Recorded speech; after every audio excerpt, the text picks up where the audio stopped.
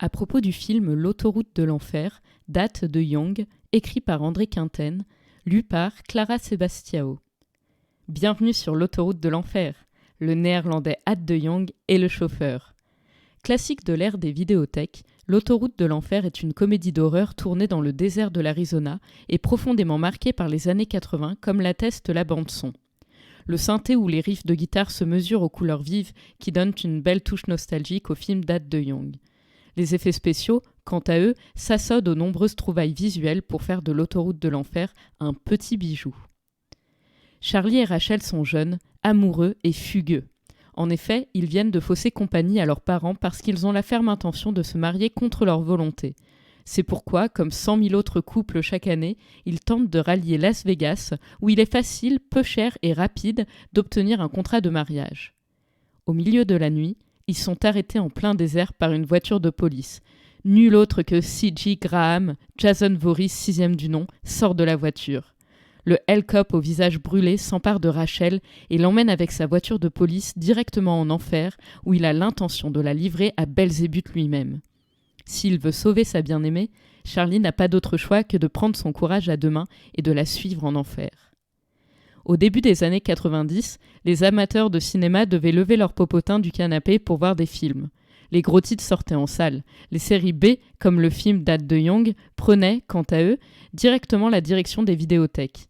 Ces échoppes implantées dans toutes les villes de l'Hexagone étaient gérées par des patrons qui choisissaient en toute indépendance les titres qu'ils souhaitaient offrir à la location pour leurs clients. Ce système de distribution, facilitateur de diversité, était particulièrement avantageux pour des séries B du gabarit de l'autoroute de l'enfer.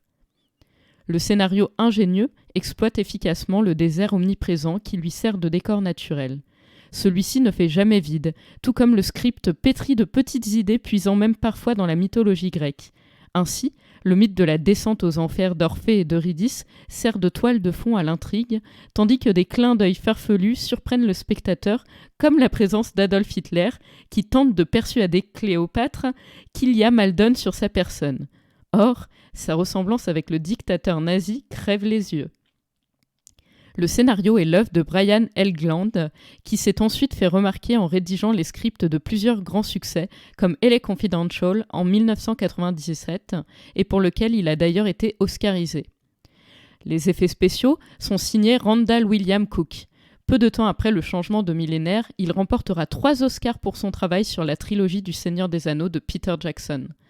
En attendant, il livre pour l'autoroute de l'enfer des trucages numériques de bonne qualité, à l'image de ces voitures volantes ou poignées de porte qui disparaissent comme par magie.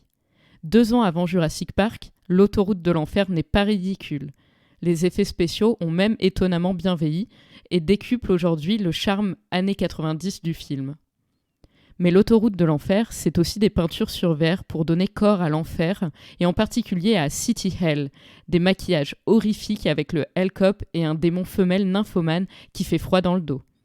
Il y a aussi un cerbère, chien à 3 têtes, animé image par image, gardant l'entrée de City Hell. L'interprétation de Chad Lowe n'est peut-être pas toujours à la hauteur, mais il participe avec enthousiasme à l'entreprise. Par ailleurs, il a le mérite d'avoir un nom, puisqu'il est le petit frère de Rob, l'une des figures des films adolescents des années 80. Patrick Bergin, de son côté, est un Lucifer particulièrement convaincant et intéressant, puisqu'il montre des qualités humaines. Pour l'histoire, la même année, il incarne le mari psychotique de Julia Roberts dans Les Nuits avec mon ennemi. Christy Swanson, quant à elle, est une figure populaire des années 80, puisqu'on l'a croisée aussi bien dans les films de John Hughes qu'au sein du cinéma fantastique. Elle est, en effet, l'amie mortelle de Wes Craven et Buffy dans la version 1992. C'est beaucoup d'atouts pour un film qui n'a finalement bénéficié que de peu d'attention de la part du public ou de la critique. Il faut dire qu'à l'époque, on sortait quand même de Hellraiser, un film autrement plus sombre que l'autoroute de l'enfer qui s'avère être une comédie d'action endiablée, probablement un peu trop en avance sur son temps. Aujourd'hui, avec le recul, force est de constater que ce manque d'intérêt était injuste. L'autoroute de l'enfer, ce n'est pas un voyage en enfer, mais plutôt un retour vers une époque où le cinéma fantastique savait proposer une évasion.